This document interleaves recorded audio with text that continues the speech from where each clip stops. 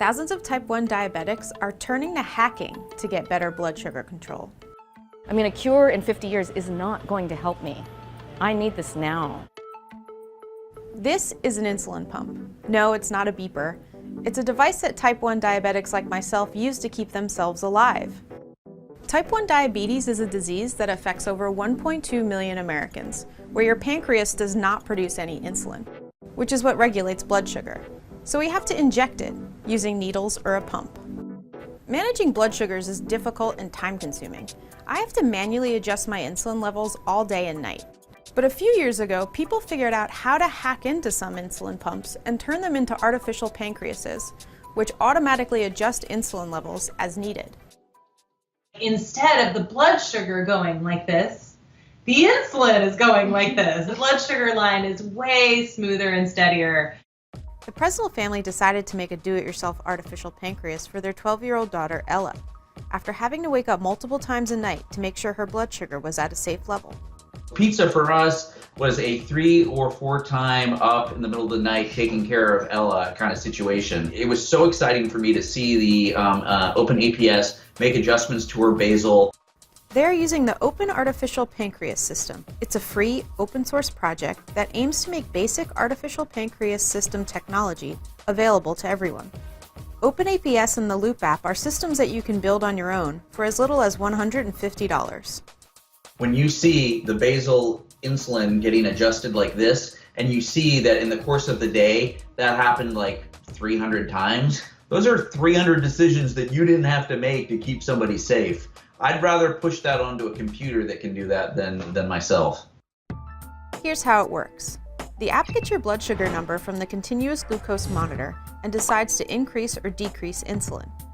The mini computer then converts the phone's Bluetooth to a radio signal so the pump can receive the command. The pump then automatically gives insulin, creating a closed-loop system, or what many call an artificial pancreas. I had to try this out for myself, but I was still nervous to let my pump automatically give me insulin.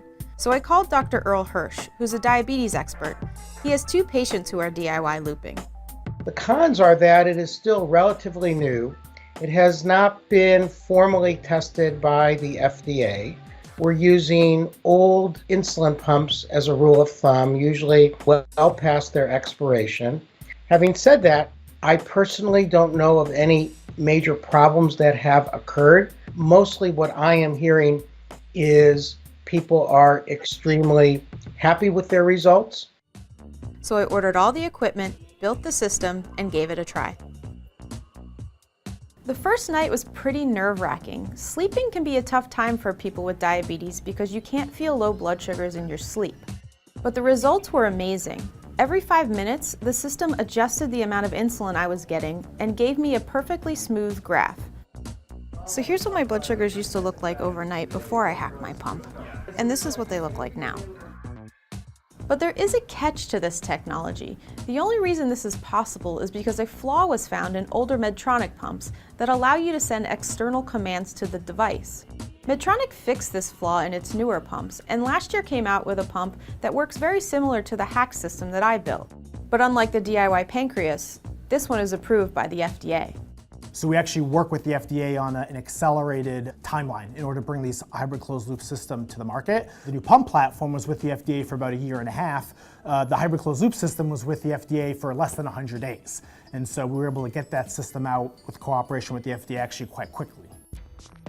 The 670G became available in 2017, 2 years after many had already started doing it on their own. The company warned against using the hack system. It's almost like modifying your car, right? If you're going to take a personal risk to say, this isn't regulated, but I'm going to set it up, I'm gonna pick whatever settings, and whatever happens, happens, then obviously without that risk, that has flexibilities that are allowed. Medtronic has over 120,000 patients using the 670G system. So why hasn't everyone using a DIY system switched over to the FDA-approved one? For one, it costs about $7,000 if you don't have insurance, and children under the age of 7 can't use the 670G. Plus, some people just like the DIY system because it's so customizable.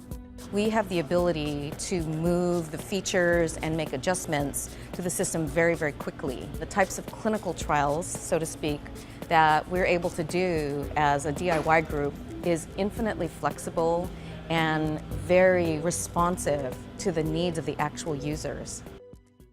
This is what led a former Amazon software VP to start a nonprofit to help people manage their diabetes. Now the company is on track to get this hack system approved by the FDA. 2011, our daughter Katie was diagnosed with type 1 diabetes, and I just couldn't believe how painfully terrible all of the software that came with her devices was. It was really crazy, and I thought to myself, this is ridiculous. Why doesn't somebody do something about it? There are a lot of people who are just nervous about building their own system, and we feel like you should be able to go to the App Store, download an app that you know is safe and effective. Tidepool's app will fix the flaws and give the DIY artificial pancreas direct communication to your pump.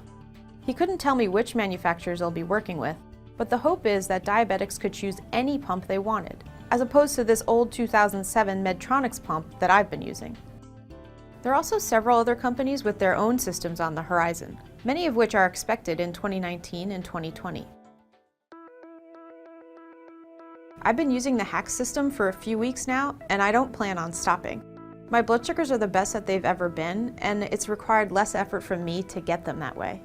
But the system still isn't perfect. I have to carry around even more equipment than I used to. I still have to give myself insulin for meals, and anytime there's a problem, I really don't know how to fix it. That being said, the positives far outweigh the negatives, so I plan to keep using this hack system until a better option is available.